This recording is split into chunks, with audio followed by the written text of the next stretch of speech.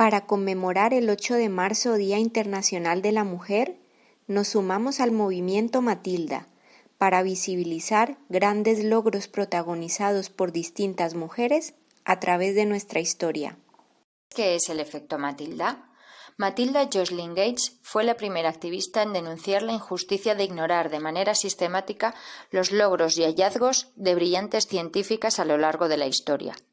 El efecto Matilda ha sido promovido por la Asociación de Mujeres Investigadoras y Tecnólogas y su principal propósito es conseguir mayor presencia femenina en los libros de texto para crear nuevos referentes para niñas y adolescentes. Esta situación no solo se da en el ámbito científico, sucede lo mismo en el campo de la pintura, la literatura, etc. Por ello, queremos sumarnos a este movimiento y que conozcáis, entre otras muchas, a María la Alquimista, también conocida como María la Judía, María la Hebrea o como debería haber sido conocida, la primera inventora de la historia de la humanidad. María la Judía fue una alquimista e inventora que vivió aproximadamente en los siglos I y II. No se conservan datos significativos acerca de su vida, ya que prácticamente toda su obra se perdió tras incendiarse la famosa Biblioteca de Alejandría en el año 273. Su existencia ha llegado a nuestros días a través de las obras de otros grandes alquimistas, médicos y cronistas. Entre sus inventos destacan varios artilugios destinados a mejorar la destilación de sustancias químicas, como puede ser el tríbicos. Se sabe que María también escribió varios textos sobre alquimia y los procesos necesarios para el blanqueo y oscurecimiento de los materiales. María también fue la creadora del procedimiento de calentamiento de sustancias de manera uniforme, conocido popularmente como baño María, y que aún a día de hoy se utiliza tanto en los laboratorios químicos como en nuestras cocinas y restaurantes. La identidad de María la Judía ha llegado un tanto oscurecida a nuestros días, ya que muchos se han empeñado en relacionarla con personajes conocidos de la Biblia, como podría ser María Magdalena o Miriam, la hermana de Moisés. Las pruebas en que se apoyan estas pretensiones son más bien escasas. Lo que sí que sabemos seguro es que María murió joven, muy joven, probablemente a consecuencia de algunos de los gases tóxicos emanados por sus experimentos. Mileva Marić nace en el seno de una familia acomodada en el año 1875 en lo que se conoce actualmente como Serbia. Destacó desde niña por su inteligencia y su interés por la música, la física y las matemáticas. Su padre tuvo que solicitar un permiso especial para que pudiera seguir estudiando en el nivel de secundaria, reservado exclusivamente para el sexo masculino. En 1896 comenzará sus estudios de física y matemáticas en la Universidad Politécnica de Zúrich, uno de los pocos centros europeos de enseñanza superior que admitía mujeres. Allí fue donde conoció a Albert Einstein. Las calificaciones de Mileva no dejan duda de que fue una científica brillante, incluso con notas más altas de las que obtenía Albert. Sin embargo, no superó el examen final de la carrera. Tuvo algo que ver el hecho de que se quedara embarazada. Al no estar casados, Mileva tuvo que abandonar la universidad y regresar a su casa natal. No hay registros claros de cuál fue el paradero de su primera hija, pero se cree que pudo haber sido dada en adopción o que falleció por alguna enfermedad. Años más tarde, Mileva Marić y Einstein se casaron y tuvieron 2 hijos, uno de los cuales necesitó cuidados especiales durante toda su vida, ya que fue diagnosticado con una enfermedad mental. Tras varias relaciones extramatrimoniales, Albert Einstein comienza una relación con su prima Elsa y el matrimonio se separa. En una de las cláusulas del divorcio, Albert se compromete a ceder a Mileva la dotación económica del Premio Nobel de Física en caso de que lo ganara, cosa que ocurrió en 1921. Quizá con este gesto quiso reconocer la aportación de Mileva a su teoría de la relatividad. Nunca lo sabremos. En el tramo final de su vida, Mileva se dedicó a cuidar de sus hijos y a impartir clases particulares de física. El 7 de agosto de 1948, Mileva falleció de una embolia en Zúrich. Observan gran cantidad de documentos en donde se muestra la estrecha colaboración que tuvieron Mileva y Albert desde su época de estudiantes. Albert se refirió a ello repetidamente en sus cartas, como cuando escribió: «Cuán feliz y orgulloso estaré cuando los dos juntos llevemos nuestro trabajo sobre el movimiento relativo a una victoriosa conclusión». Obras de Evan Harris, científico estadounidense, la teoría especial de la relatividad comienza con la tesis que Mileva escribió y presentó ante el profesor Weber cuando estudiaba en la Escuela Politécnica de Zúrich, cuya memoria se ha perdido. Parece no haber duda es de que Mileva Maric era una gran matemática, a pesar de no aparecer en los tratados de física ni en los libros escolares. También es llamativo el hecho de que los años más creativos de Einstein fueran aquellos en los que compartió sus investigaciones con Mileva. Con todo esto, no queremos decir que Einstein no fuera un gran científico. Lo que queremos señalar es que ella también lo era. Luisa Roldán, la Roldana, primera escultora española registrada y figura esencial del barroco andaluz del siglo XVII. Sevilla en 1652 y murió en Madrid en 1704. Fue la primera mujer en ocupar el cargo de escultora de cámara de un rey, primero de Carlos II y después de Felipe V. Hija del escultor Pedro Roldán, Luisa creció en el taller paterno de Sevilla. Podemos encontrar esculturas suyas en el Escorial, en las catedrales de Cádiz y Santiago de Compostela, en conventos y muchas más que no se le atribuyen por no estar documentadas. Años, sus obras fueron atribuidas a los hombres de su entorno, su padre, su marido o escultores coetáneos. Estudios recientes y una revisión historiográfica han permitido revisar las atribuciones de sus obras y reconocer sus aportaciones al barroco. Franklin, doctora en física y química y cristalógrafa, que en 1952 obtuvo una fotografía del ADN mediante difracción de rayos X. Rosalind fue una científica francesa refugiada en Inglaterra durante la guerra.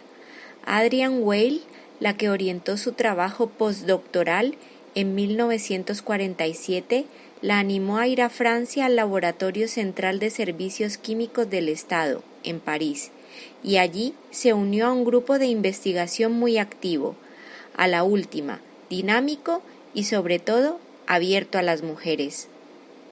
París aprendió la técnica de difracción de rayos X en la que se convertiría en una experta a nivel mundial y aplicaría, pocos años más tarde, a la molécula del ADN. En 1951 expone sus logros en una charla frente a sus colegas y en 1953 Watson y Crick ven la famosa fotografía número 51 tomada por ella en donde se observa la imagen del ADN. Watson y Crick se referían a Rosalind Franklin como una feminista que se quejaba de trivialidades. Sin embargo, no dudaron en utilizar sus apuntes de laboratorio para elaborar su propuesta de la estructura del ADN y presentarla para el Nobel, premio que la Academia Sueca les otorgó a pesar de las denuncias de Franklin a las que nadie hizo caso. Años más tarde, tras la muerte de esta gran mujer, sus colegas reconocieron la extraordinaria calidad como científica de Rosalind Franklin y que su participación fue esencial e irreemplazable en el descubrimiento de la estructura del ADN. Hedy Lamarr, la mujer más bella de la historia del cine y la inventora del sistema de comunicaciones denominado técnica de transmisión en el espectro ensanchado, en la que se basan todas las tecnologías inalámbricas de que disponemos en la actualidad y que vulgarmente conocemos como Wi-Fi. Actriz, ingeniera de telecomunicaciones e inventora, cuyo glamour eclipsó todas sus otras facetas. Hedy Lamarr nació en Viena en 1914. Sus profesores la consideraban una superdotada. Compleja e inquieta, abandonó los estudios de ingeniería, decidida a cumplir su sueño de ser actriz.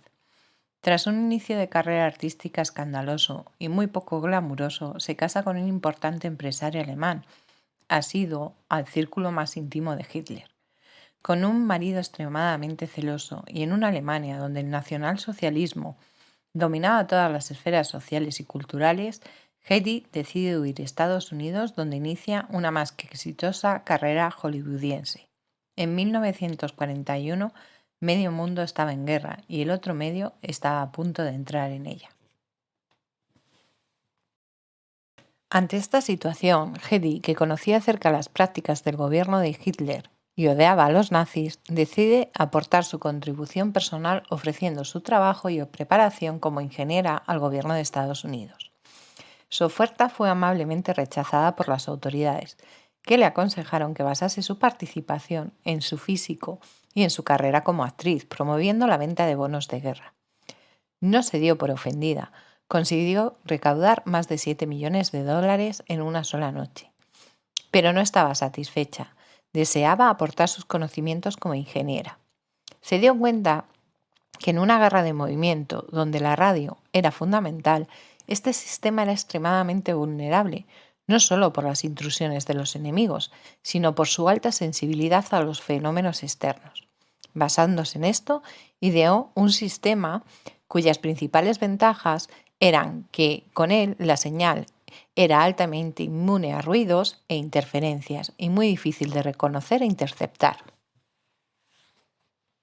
En junio de 1941 presentó y registró la patente. La patente, en principio, interesó a los militares, pero suscitó diversas opiniones. Finalmente, concluyó la Marina de Estados Unidos que el sistema era excesivamente vulnerable, inadecuado y engorroso, archivando el proyecto.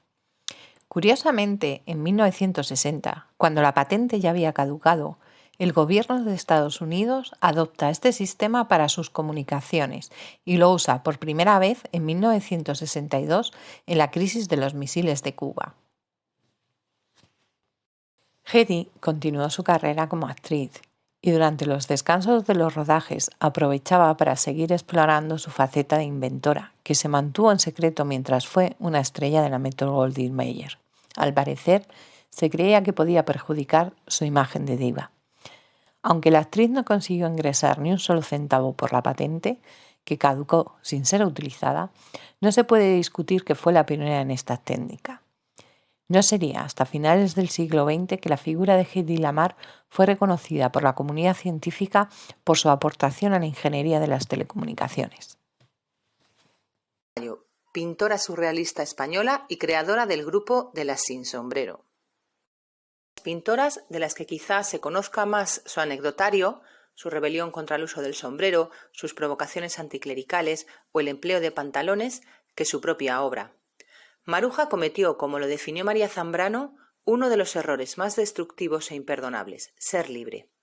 El mismo error que todas estas mujeres empeñadas en desmentir las palabras de Boccaccio, que decían que el arte es ajeno al espíritu de las mujeres. En los libros fue una de las grandes surrealistas. El propio Dalí la calificó como mitad ángel, mitad marisco, además de una mujer comprometida políticamente con la difusión del arte. Fue parte de la generación del 27, colaboró con las misiones pedagógicas republicanas y tuvo que exiliarse a Estados Unidos y Argentina durante la Guerra Civil y la dictadura. También a esas mujeres fuertes, luchadoras y valientes que llevaron a cabo empresas importantes en la defensa de sus tierras y en muchos casos olvidadas por la historia. Tenemos a Zenobia, reina de Palmira, que llegó a ser conocida como la reina guerrera por dirigir personalmente a su ejército contra el Imperio Romano. También tenemos a Cleopatra, reina de Egipto, quien ha sido reducida a una mujer cuya única virtud era volver locos a los hombres por su belleza, cuando estudios de los últimos años revelan que era una mujer inteligente, culta y una gran estratega que puso contra las cuerdas durante mucho tiempo al Imperio Romano. Pero al morir, la propaganda romana redujo a Cleopatra a una mera concubina, al más puro arte, femme fatale. Tenemos a María Pita, esta coruñesa que se enfrentó en 1581 a las tropas británicas que querían conquistar la ciudad. Lideró el contraataque hasta que los ingleses, al mando del corsario Sir Francis Drake, se retiraron de la ciudad y pusieron rumbo a Lisboa. En Rusia, las brujas de la noche durante la Segunda Guerra Mundial fueron un escuadrón de aviadoras combatientes que desde 1942, al final de la guerra, fueron el azote en las líneas alemanas del ejército nazi. Martha Coston, estadounidense, nacida en 1830, pareja afectiva y profesional del inventor Benjamin Franklin Coston, con quien se fugó a los 14 años. Martha tuvo una vida familiar llena de tragedias, entre ellas la prematura muerte de Benjamin. Tras su muerte, retomó el trabajo de su marido sobre las señales nocturnas y durante 10 años trabajó en desarrollar un sistema de bengalas. Después de años de pruebas, se le concede la patente para una señal pirotécnica nocturna y un sistema de código. La patente le fue concedida como administradora de su difunto esposo, que fue nombrado como inventor. Coston obtuvo patentes en Europa y sus bengalas fueron muy utilizadas por Estados Unidos durante la Guerra Civil. En 1871, Martha Coston obtuvo una patente a nombre propio de mejora en señales nocturnas pirotécnicas. Sus bengalas se utilizaron para señalizar a los barcos, advertir de las peligrosas condiciones costeras y convocar a surfistas y otros rescatadores a una escena de naufragio, salvando miles de vidas. Martha murió en 1904. Su compañía le sobrevivió, pasando más tarde a llamarse Coston Signal Company y Coston Supply Company, y permaneció en activo hasta 1985. Nació en un pueblecito de la costa asturiana llamado Canero en el año 1938.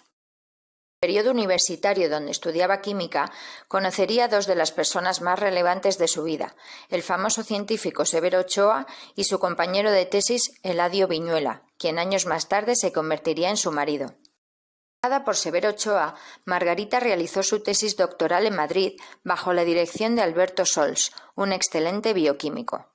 Para conseguir que éste la admitiese como doctoranda, Ochoa le escribió una carta de recomendación. Por aquel entonces se esperaba muy poco del trabajo científico de una mujer.